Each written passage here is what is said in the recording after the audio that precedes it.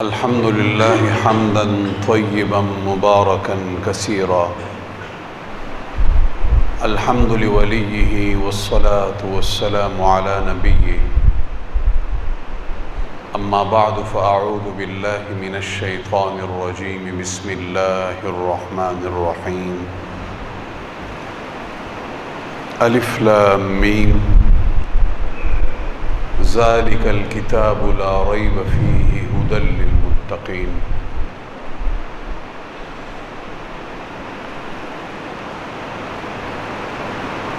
وروي عن النبي صلى الله عليه وسلم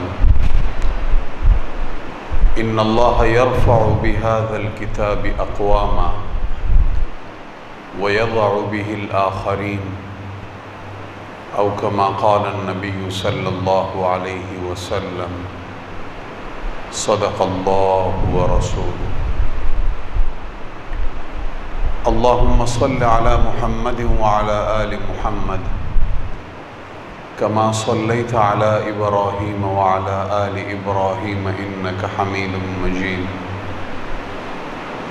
اللهم بارك على محمد وعلى آل محمد كما باركت على إبراهيم وعلى آل إبراهيم إنك حميد مجيد. واجب الاحترام میرے مسلمان بھائیوں، قابل قدر بزرگوں اور میرے عزیز نوجوان ساتھیوں،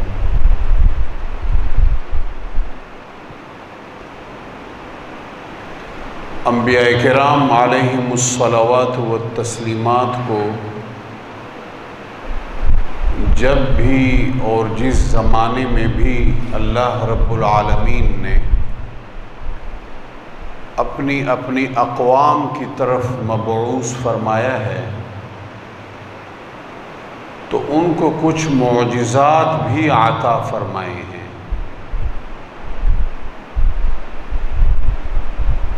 انسان کی ایک جبلت ہے،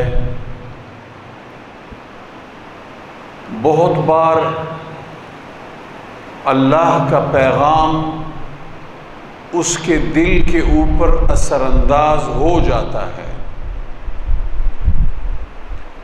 اور جب وہ اللہ کے پیغام کو وقت کے پیغمبر کی زبان سے سنتا ہے تو وہ پیغام اس کے دل میں گھر کر لیتا ہے۔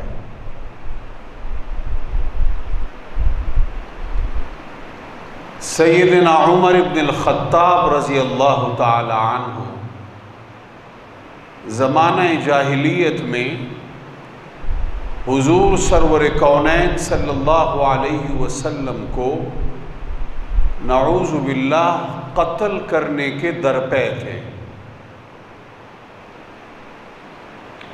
لیکن پھر جب اللہ کے پیغام کو سنا، طٰہ ما انزلنا علیک القرآن لتشقی، یہ آیات جب سنی، اللہ کے اس پیغام کو سنا تو یہ پیغام دل میں گھر کر گیا، دل میں جا بسا۔ تو کئی بار تو پیغام کا سننا کفایت کر جاتا ہے، کئی بار انسان کو کسی ایسے وقوعے کی ضرورت پیش آتی ہے کہ جس کو وہ خرق عادت سمجھتا ہو، یعنی عادت سے باہر وہ اس کو سمجھتا ہو، نارمل نہیں بلکہ ایب نارمل قسم کے کسی وقوعے کی ضرورت اس کو پڑتی ہے۔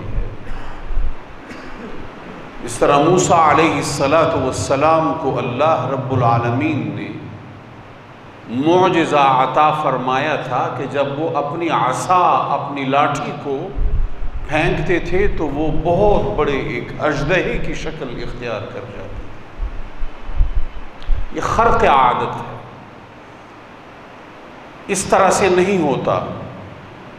انسان کی جو روزمرہ زندگی ہے اس میں لاٹھی کا یہ کام نہیں ہے کہ اس کو اگر پھینکا جائے تو وہ اژدہے کی شکل اختیار کر لے. یہ عادت سے اور فطرت سے ورے چیز ہے. تو یوں کچھ انسانوں کو اس کی ضرورت پیش آتی ہے کہ وہ متاثر ہوں، مرعوب ہوں اور پھر اللہ کے پیغام کی طرف متوجہ ہوں. سیدنا حضرت عیسیٰ علیہ السلام وہ مردوں کو زندہ فرما دیتے تھے. اللہ رب العالمین اپنے فضل سے ان کے ہاتھوں بیماروں کو شفایابی عطا فرماتے تھے. یہ معجزہ تھا. اب مردے کو زندہ کرنا یہ خرق عادت ہے، ایسے نہیں ہوتا. عام طور پہ کیا بلکہ ایسا ہوتا ہی نہیں ہے. ایک انسان جب اس دنیا سے انتقال کر جاتا ہے تو پھر اس دنیا میں اس کی واپسی نہیں ہے. اس دنیا میں اس کی واپسی نہیں ہے. لیکن وہ وقتی طور پہ زندہ کر دیا کرتے تھے اور وہ پھر اس کے بعد فوت ہو جاتا تھا.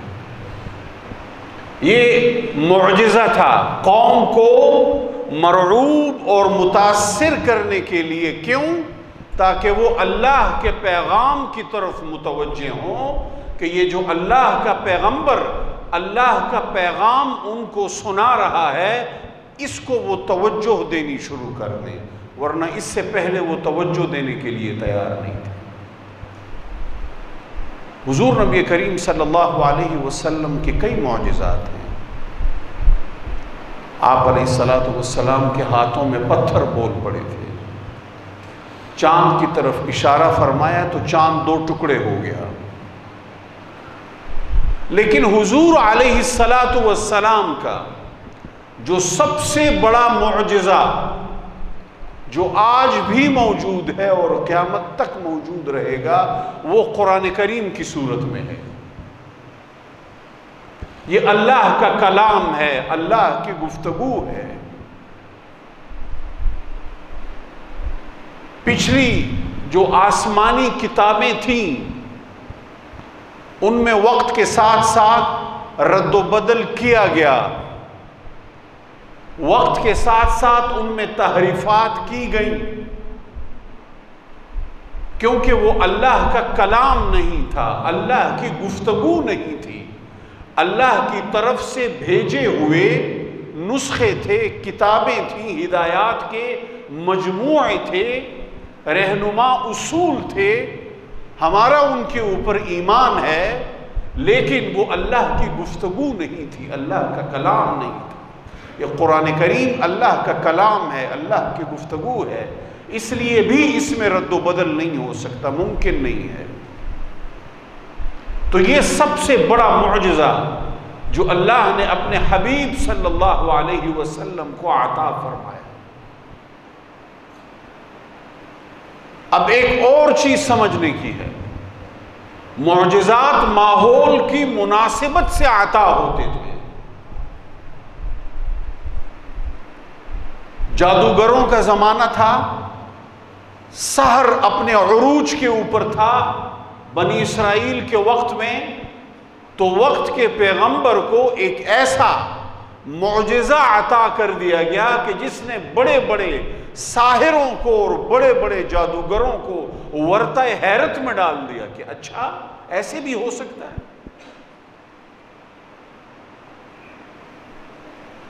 کہ ایک لاٹھی ہے وہ اژدہا کی شکل اختیار کر گئی اور پھر ہمارے ہی تمام اژدہوں اور سانپوں کو کھا گئی.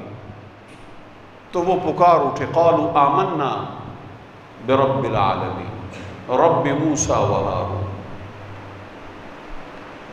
ماحول کی مناسبت سے اب ماحول ادب کا تھا، ماحول شاعری کا تھا، اور آنے والے زمانے میں ماحول نے تعلیم کی شکل اختیار کر کے اس میں کمال عروج حاصل کرنا ہے.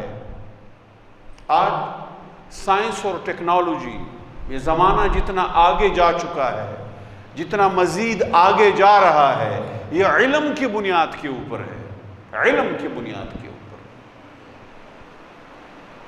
کہ ہمارے ہر طرف، ہمارے دائیں بائیں، ہمارے آگے پیچھے اوزار جو موجود ہیں، چاہے وہ ٹھنڈی ہوا کے ہوں، وہ آواز کے ہوں، وہ عمارت کی صورت میں ہو، پنکھے کی صورت میں ہو، وہ کمپیوٹر کی صورت میں ہو، یہ جو تمام تر اوزار ہیں ان کی بنیاد میں علم ہے، یہ علم کے بغیر نہیں ہے۔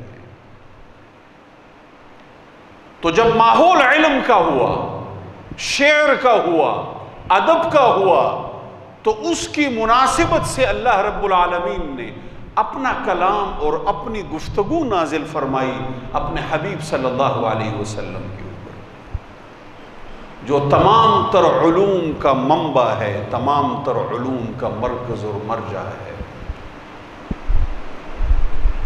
وہ نازل فرمائی۔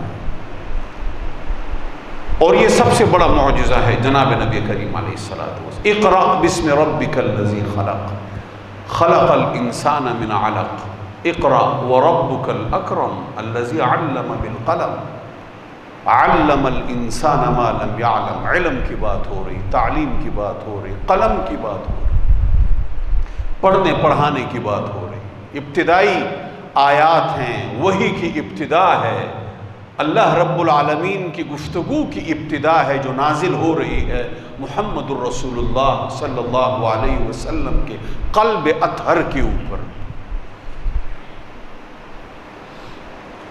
اور یہ وہ وقت تھا کہ جب عربوں میں شاعروں کا طوطی بولتا تھا،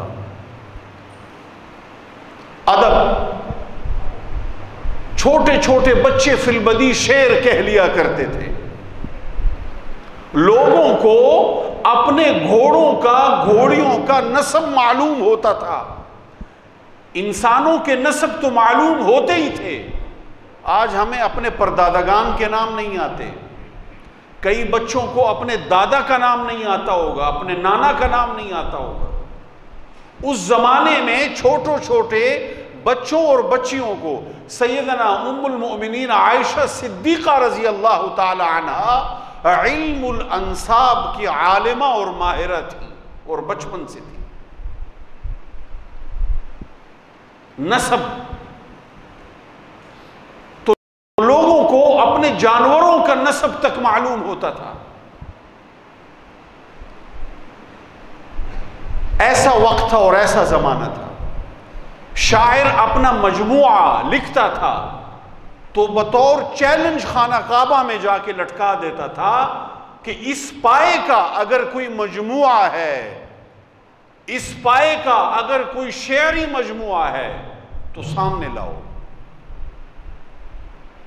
7 مجموعے، 7 معلقات کہ جن کو ہمارے عربی ادب میں 7 المعلقات کہا جاتا ہے، وہ لٹکائے گئے خانہ کعبہ کے۔ ایسا ایک ماحول تھا ادب کا، شاعری کا۔ اس ماحول میں قرآن کریم نازل ہونا شروع ہوا، اللہ کا کلام نازل ہونا شروع۔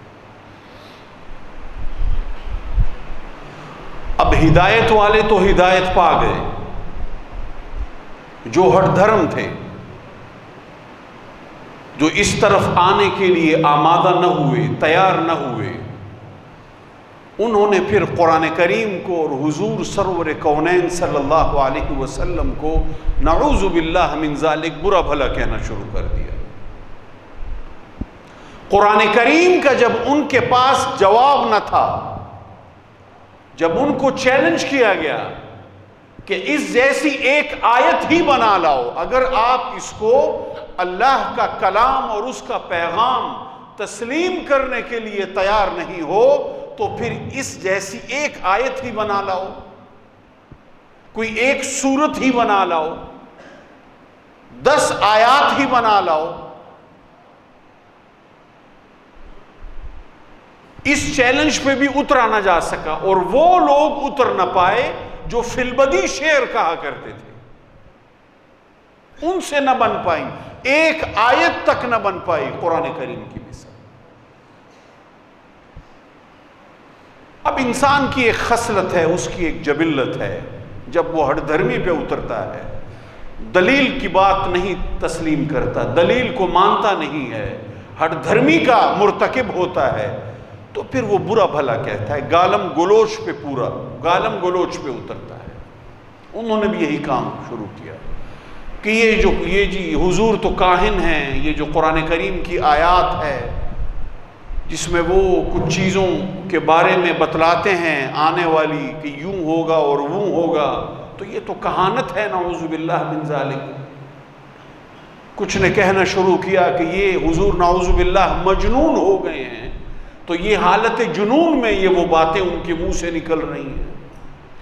نعوذ باللہ کچھ نے کہنا شروع کیا کہ یہ تو شاعر ہے اور یہ ان کی شاعری ہے، کچھ کہتے کہ ساحر ہیں، جادوگر ہیں اور یہ ان کی جادوگری ہے۔ اب برا بھلا کہنا شروع کر دیا۔ جب آپ مانتے نہیں ہیں اور ہٹ دھرمی کا مظاہرہ کرتے ہیں، ایک دلیل کا آپ کے پاس جب جواب نہیں ہوتا، تو پھر انسان کی یہ جبلت ہے، خصلت ہے، وہ پھر گالیوں پہ اتر آتا ہے۔ حضور علیہ السلام نے منافق کی ایک علامت یہ بھی بتلائی کہ اذا خصم فجرا، جب وہ لڑائی خصومت پہ اترتا ہے تو پھر گالم گلوچ کرتا ہے، پھر وہ گالیوں پہ اترتا ہے، وہ گالیاں دیتا ہے، اذا خصم فجرا۔ تو یہ ایک تاریخ ہے قرآن کریم نازل ہونے کی اور قرآن کریم کے ساتھ روا رکھے جانے والے رویے کی، اور یہ رویہ آج بھی موجود ہے۔ یہ رویہ پچھلے 1400 سالوں میں وقتاً فوقتاً موجود رہا ہے۔ اس کتاب کے نہ مانگنے والوں کے پاس جب اس کا جواب نہیں ہوتا، وہ جب اس کا جواب نہیں دے پاتے اور ہٹ دھرمی کے مرتکب ہوتے ہیں اور اس کے ساتھ ضد اور عناد کے اوپر پورا اترتے ہیں، تو پھر اس کے بعد وہ غلط رویے کے مرتکب ہوتے ہیں۔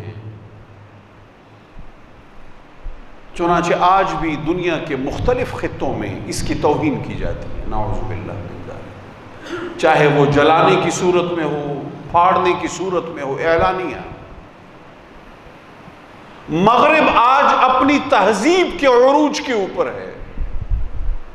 آپ ان کی تاریخ کو اٹھا کے دیکھیے، آج یہ اپنے تہذیبی عروج کے اوپر ہیں، اور جن ممالک کو اسکینڈینیوین کنٹریز کہا جاتا ہے، ان ممالک کے بارے میں یہ بات کی جاتی ہے کہ وہ انسانی فلاح، انسانی بہبود اور انسانی حقوق کے احترام کے حوالے سے اوج ثریا کے اوپر ہیں۔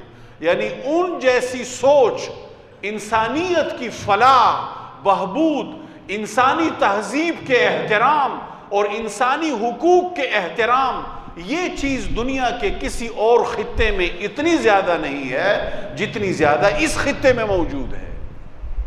جس خطے میں سویڈن آج واقع ہے، ڈنمارک ہے اور یہ کچھ اور ممالک، سوئٹزرلینڈ ہے، کچھ اور ممالک، اس کو اسکینڈینیوین کنٹریز ان کو کہا جاتا ہے۔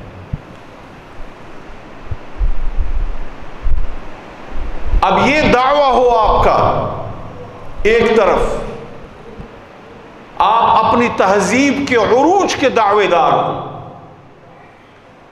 اور دوسری طرف آپ اللہ کے کلام کو، جس کو آپ بھی تسلیم کرتے ہیں بطور آسمانی کتاب کے، اور حضور نبی کریم علیہ السلام کو بطور پیغمبر کے آپ بھی تسلیم کرتے ہیں، اگرچہ ایمان نہیں لاتے۔ دین اسلام کو آپ آسمانی مذہب کے طور پہ تسلیم کرتے ہیں، اگرچہ اس کے اوپر ایمان نہیں لاتے، اور اس کے باوجود آپ اس کو باقاعدہ جلانے کی اجازت دیتے ہیں، باقاعدہ پولیس پروٹیکشن میں پھر اس کو جلایا جاتا ہے۔ یہ تہذیب اور یہ عروج، جبکہ اس کے مقابلے میں دین اسلام کی تعلیمات یہ ہیں کہ کسی خالی کاغذ کا بھی احترام کیا جاتا ہے، خالی ایک کاغذ، کیونکہ وہ علم کا آلہ ہے، اس کے اوپر علم سیکھا اور سکھایا جاتا ہے۔ قلم ہے کہ جس کی قسم اللہ رب العالمین نے اٹھائی ہے، نون والقلم وما یسطرون، والقلم،